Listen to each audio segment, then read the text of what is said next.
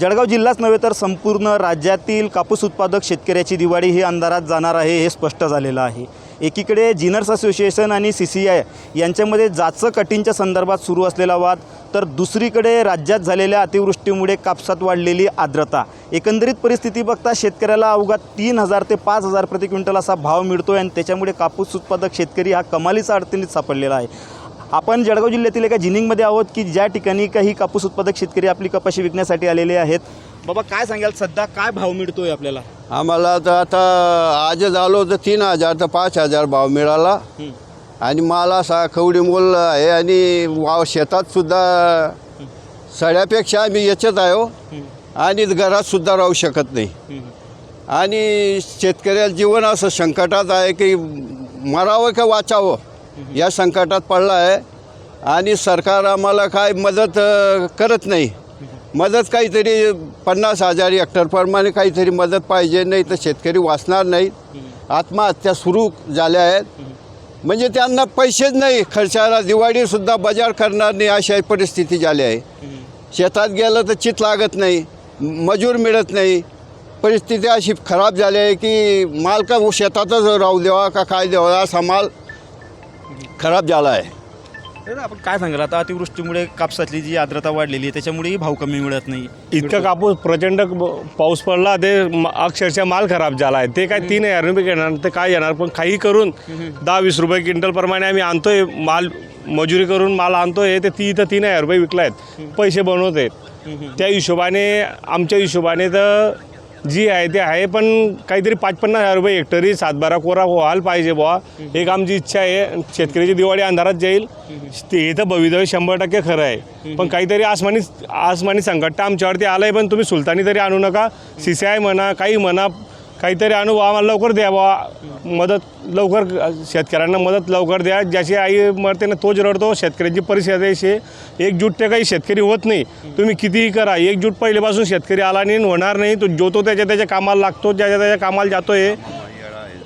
शेतकऱ्यांची फार परिस्थिती खराब झाली दादा। एकंदरीत परिस्थिती पाहता आता शेतकऱ्याची दिवाळी जी आहे ती अंधारात जाणार आहे, काय वाटतं? शेतकऱ्याची दिवाळी आणि मारण्याचंच त्यांनी सगळं षडयंत्र चालू आहे यांच्या सरकारच्या। एकूणच ठोस मदत जाहीर करून नाही राहिले, पंचनामे करून राहिले, एवढे दिवस लागत नाही। उद्योगपतींच्या कर्ज राईट ऑफ करायला यांना कुठले निकष लावताय, शेतकऱ्याला एवढे ज्याच्या काठी लावताय आणि हेक्टरी 50,000 रुपये मदत झाली पाहिजे आणि संपूर्ण 7-12 कोरा बोंब मारत होते तेव्हा यांनी 7-12 यांच्या बापाला कोरा करावा लागणार आहे आणि तो करायलाच पाहिजे त्यांनी। आणि 5 किलो गहू 5 किलो तांदूळ देऊन शेतकऱ्यांची थट्टा करून राहिले। शेतकऱ्यांनी जर 2 वर्ष पिकवणं बंद केलं ना, या हरामखोरांना अनाज भेटणार नाही। 5 किलो 10 किलो काय सांगताय, तेवढ्यासाठी शेतकऱ्यांच्या 7-12 कोराच करायला पाहिजे। संपूर्ण कर्जमाफी झाली पाहिजे आणि हेक्टरी 50,000 रुपये अनुदान भेटायला पाहिजे, नाही तर नेपाळसारखी परिस्थिती यायला वेळ लागणार नाही। दादा आपण काय सांगाल की आता CCI आणि जिनर्स असोसिएशन यांच्यामध्ये वाद चालू आहे। जर CCIचं केंद्रही सुरू झालं तरी त्यांच्या निकषामध्ये सध्या जो कापूस आहे त्याच्यामध्ये 35 ते 40% आर्द्रता आहे, त्यामुळे CCI तो कापूस खरेदी करणार नाही। मग आता अशा परिस्थितीमध्ये कापूस उत्पादक शेतकऱ्यांना जगवण्यासाठी सरकारने काय केलं पाहिजे, काय वाटतं आपल्याला? कापूस उत्पादक शेतकरी आर्थिक तंगीमध्ये आलेला आहे। अगोदरच आसमानी संकटात तो सापडलेला आहे आणि आता सरकारचे धोरण सुलतानी प्रकारे त्याच्यावर तलवार चालवत आहे। सरकारने CCI आणि जिनर्स असोसिएशनच्या मध्यस्थी करून शक्य तेवढा लवकर त्यांच्या टर्म्स अँड कंडिशन ज्या असतील त्या मान्य करून CCI खरेदी केंद्र 2 ऑक्टोबरला सुरू केले जातील असे गवाही जळगावचे जिल्हाधिकारी यांनी दिली होती। आज 5 ऑक्टोबर येऊन गेलेला आहे, अजूनही CCIचे खरेदी केंद्र कुठेही प्रोसेसमध्ये नाही सुरू करण्यासाठी।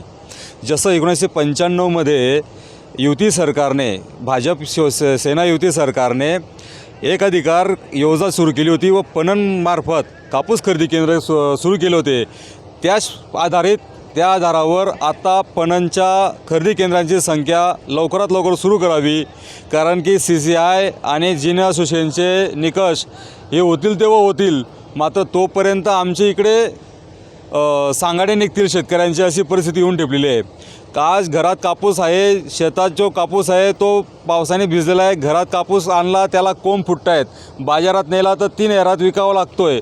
अशा रणकुंडीस आलेल्या कापूस उत्पादकाला शासनाने पणनच्या खरेदी केंद्र सुरू करून लवकरात लवकर दिलासा द्यावा, कारण 2014मध्ये पण कापूस 6,000 विकला होता, 2025मध्ये पण आम्ही कापूस 6,000 विकतोय. गेल्या 10 वर्षात उत्पादन खर्च 10 पट वाढलेला आहे.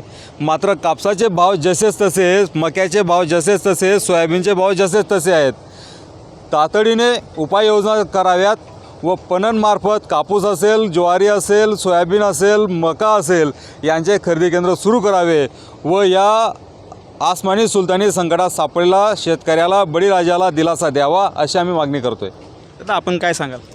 सरकारने कापसाला भाव द्यायला पाहिजे. अतिवृष्टीमुळे कापसाचं खूप नुकसान झालेलं आहे आणि नुकसान झाल्यामुळे म्हणजे आता ह्या पिकांना म्हणजे काहीच पाणठे वगैरे काही राहिले, फक्त 2-2, 4-4 कापसाचे बोंडे आहेत आणि ते परत 2-3 बोंडे असल्यानंतर मार्केटमध्ये भाव नाही, म्हणून शेतकरी खूप हाल होत आहेत. म्हणून शेतकऱ्याला न्याय मिळावा ही कुठेही सरकारी मागणी आहे.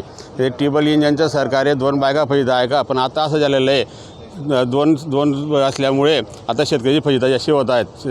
त्याच्यामुळे सरकारने शेतकरीकडे लक्ष द्यावे ही सरकारला नम्र विनंती आहे. निश्चितच राज्य सरकारने आता कुठेतरी पणन महासंघामार्फत कापूस खरेदी करायला सुरुवात केलेली करायची गरज आहे. जिनिंग असोसिएशन असेल आणि CCI असेल यांच्यातील जो संघर्ष आहे, यांच्यातील जो वाद आहे तो सुटेल तेव्हा सुटेल, CCI केंद्र सुरू होतील तेव्हा होतील. परंतु आजच्या घडीला जर शेतकऱ्याची दिवाळी अंधारात घालवायची नसेल, शेतकऱ्याला जर जगवायचं असेल तर राज्य सरकारने कुठेतरी कापूस खरेदी पणन महासंघामार्फत तात्काळ सुरू केली पाहिजे अशी या ठिकाणी मागणी जी आहे ती शेतकऱ्यांनी केलेली आहे. आता या संपूर्ण प्रकरणामध्ये राज्य सरकार नेमकी काय भूमिका घेतं, आपला हात पुढे करतं का, शेतकऱ्यांच्या पाठीवर हात ठेवतं का आणि कापूस उत्पादक शेतकऱ्यांना पुन्हा एकदा जीवनदान देतं का, हेच बघणं महत्त्वाचं ठरणार आहे. विजय वाघमारे, न्यूज 18 लोकमत, जळगाव.